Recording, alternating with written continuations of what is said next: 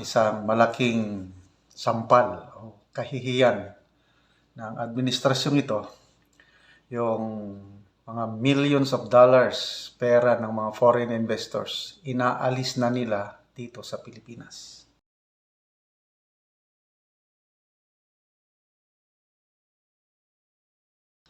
Okay, balita sa mainstream media, Manila Standard at iba pang outlet, foreign investors withdrew $312 million from the Philippines in April. Okay, so bago lang nagbiyahe ang ating presidente, Brunei, Singapore. Again, as usual, sabi niya, to attract foreign investors.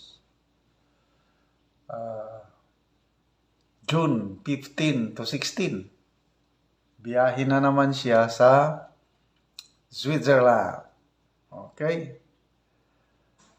So, itong mga biyahe-biyahe pamor ng ating Pangulo, mag 2 years na siya, no? Pang 29 biyahe niya na itong 29 foreign trip itong Switzerland. Wala na, ito na yung masakit na katotohanan na poros pledges lang ang ganansya. Poros pledges lang ang pinagmamayabang ng administrasyon. Kaya lang yung actual investment umaalis pa nga. So, for the month of April, $312 million. Ito, data po ito ng Bangko Sentral ng Pilipinas. Noong March, sa data ng Bangko Sentral, meron ding inalis na pera, $236 million. So, ano to? 312 plus 236, $548 million ang umalis na pera ng mga foreign investors for March and April. Okay, in fairness,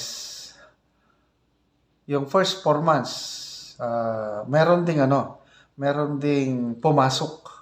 Kaya lang ang pumasok, net inflow kung tawagin is only $65 million yung pumasok. Yung first few months. Kaya lang, pagdating ng March, nag-alisan na. Tumaas pa sa April. So, ano ang dahilan bakit umaalis o inaalis, wini-withdraw ng mga investors ang kanilang pera, lalo na ito sa stock exchange, yun na, bumababa ang Philippine stocks. 3 days ago, sabi ni Atty. Roque, bumaba ng 45 points ang Philippine stock. Yan daw ang isa sa pinaka mataas na pagbaba ng Philippine stock. Sinasabayan pa ito ng pag-depreciate ng peso. Halos mag 60 pesos na ang peso to dollar rate exchange ngayon. So, ano na ang nangyayari sa ating bansa? Okay. Ang isa pang dahilan is yung high inflation. Anytime lalabas na ang data ng Philippine Statistics Authority, but ang Bangko Sentral may projection na. Ang projection is baka abot ng 4.5% ang inflation for the month of May. Mas mataas ito noong April is 3.9%. So, wala talaga. Hindi mapigilan ang pagtaas ng presyo ng bibilhin sa ating bansa. At bakit tumataas ang bilihin, lalo na sa pagkain, kulang tayo ng production. We have 25% shortage ng pagkain dito sa ating bansa. Kaya, ang nangyayari, import tayo ng import. Lalo na sa bigas. Tayo na po ang largest exporter ng bigas sa buong mundo. Tinalo na natin ang China.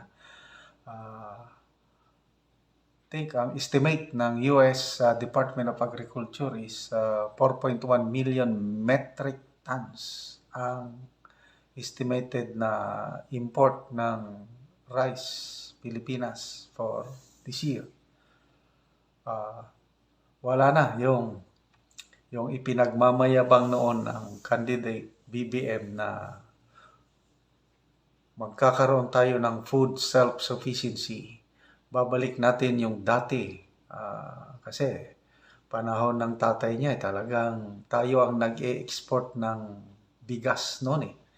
Kaya matapang siya na nagsabi na pababain natin ang presyo ng bigas to 20 pesos per kilo. Okay. Nakadalawang taon na po ang administrasyong ito. Anong nangyari sa presyo ng bigas?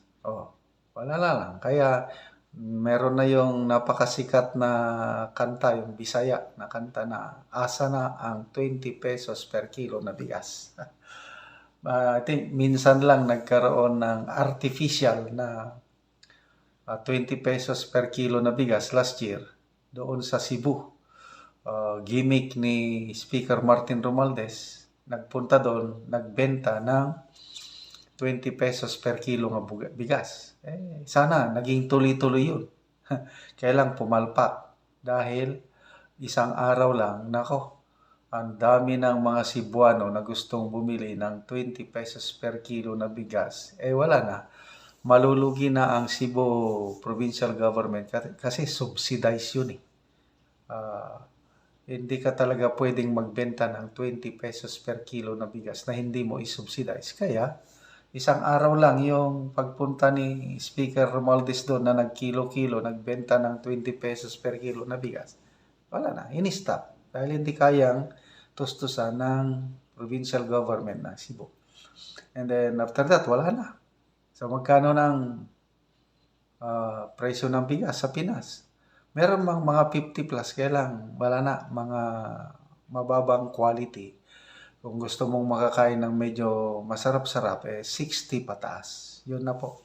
So, hanggang sa termino ng Pangulo, kung maka-graduate siya hanggang 2028, poros na lang tayo import ng import. Hindi lang bigas, pati isda, gulay, agricultural products, meat. We need mag-import. Kaya yung sige tayong ka-import, isa na yan sa nagpapataas ng presyo sa ating bansa, yung inflation. Okay, so dahil mataas ang inflation, anong nangyayari? Tumataas yung interest rate sa ating bansa.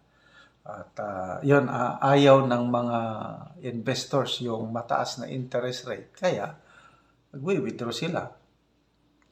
Inaalis yung puhunan nila at doon namumuhunan sa ibang bansa. So ano ngayon? Ang ating masipag na Pangulo, biyahe-biyahe pa mo. Malala ko ulit yung mga March ata yun. Nag-press conference ang mga kongresista. Pinupuri nila ang Pangulo at ang Speaker of the House dahil napakasipag daw nilang magbiyahe, mag-attract ng investors. 1.7 trillion yung sinabi nilang investments. Kaya lang, sinabayan naman ng statistics data na tumataas ang rate ng unemployment sa Pilipinas. So, kung madaming investors sana, ibig sabihin maraming trabaho. Bakit kumukonti ang trabaho sa Pilipinas? Ibig sabihin, kakonti ang investors. Kaya, I don't know, magtiis na lang tayo. Yun na yung premyo natin for trusting sa candidate na Bongbong Marcos Jr., naniwala tayo na mag-create siya ng maraming trabaho, uuwi na ang mga OFWs at giginhawa na, bayan babangon muli. Ang nangyayari ngayon, I don't know, bumabaon na paurong ang ating bansa.